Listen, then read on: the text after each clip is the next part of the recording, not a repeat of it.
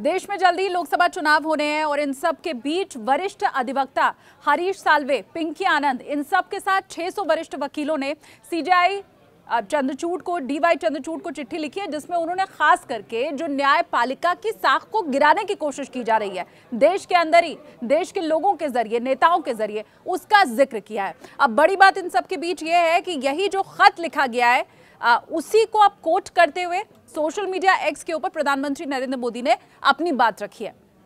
600 वकीलों की क्या चिंताएं थी, न्यायपालिका की साख को कैसे गिराया जा रहा है और कैसे इसके ऊपर एक्शन लेने की मांग की जा रही है, वो सब तो आपको आगे बताएंगे। लेकिन प्रधानमंत्री नरेंद्र मोदी ने खासकर इसे कोट करते हुए जो बात कही है, पहले वो आप समझिए और फिर उसके बाद उसके मायने भी आपको बताऊंगी कि किस तरह से जो इशारों में बात कही गई थी तमाम वकीलों की तरफ से चिट्ठी में, उसको अब खोलकर प्रधानमंत्री नरेंद्र मोदी ने रख दिया है।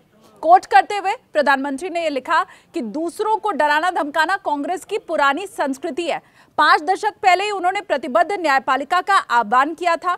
वो बेशर्मी से अपने स्वार्थों के लिए दूसरों से प्रतिबद्धता तो चाहते हैं, लेकिन राष्ट्र के प्रति किसी भी प्रतिबद्धता से बचते हैं। कोई आश्चर्य नहीं है कि 140 करोड़ भारतीय उन्हें अस्वीकार कर रहे हैं। ये सारी बातें प्रधानमंत्री ने कांग्रेस के लिए कही हैं।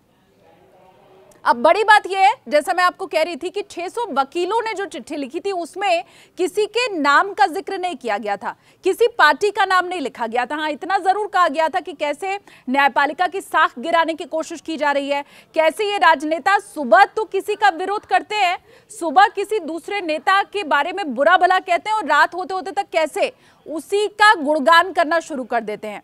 न्यायपालिका अगर पक्ष में फैसला नहीं सुनाती है तो कैसे उसको बदनाम करने की कोशिश की जाती है। 2 बातों का खासकर जो जिक्र किया गया था, पहला राजनेताओं का दौरा चरित्र, वो जो लेटर था 600 वकीलों का, उसमें राजनेताओं के दौरे चरित्र का जिक्र किया गया था और कैसे जो न्यायपालिका में काम करने वाले लोग हैं, वो चाहे जज हैं, वकील हैं, उनके बारे में झूठी बातें फैलाने का जिक्र किया गया था इस लेटर में। लेकिन किसी पार्टी का, किसी राजनेता का जिक्र नहीं किया गया था। प्रधानमंत्री नरेंद्र मोदी ने इसी लेटर को जब कोट करते हुए लिखा तो साफ साफ कांग्रेस का नाम उन्होंने ले लिया।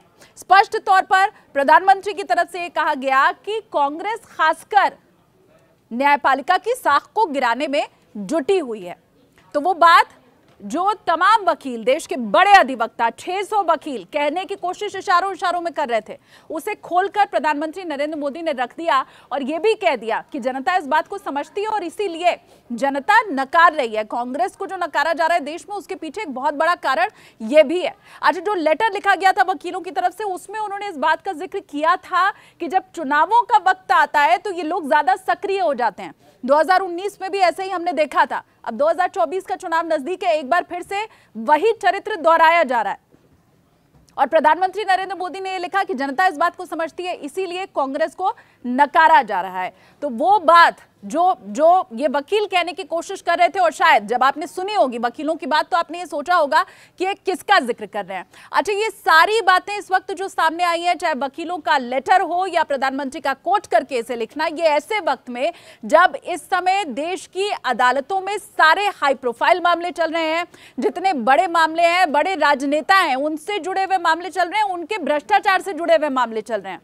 तो ये वो वक्त है जब जो वकील हैं वो ये कहने की कोशिश कर रहे हैं कि या तो इन नेताओं के पक्ष में फैसला दे दो, नहीं तो अपने स्वार्थ के निहित होकर ये बदनाम करने की कोशिश न्यायपालिका को भी करते हैं और पर्सनल कटाक्ष किया जाता है जज के, वकीलों के खिलाफ।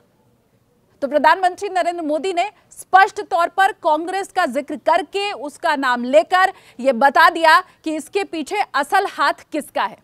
वकीलों की चिट्ठी और प्रधानमंत्री नरेंद्र मोदी का ये जो वक्तव्य है, ये बातें जो उनकी तरफ से कही गई हैं सोशल मीडिया एक्स के ऊपर, आप क्या सोचते हैं? क्या वाकई कांग्रेस का इसमें हाथ है? राय आपकी क्या है? कमेंट सेक्शन में बताइए।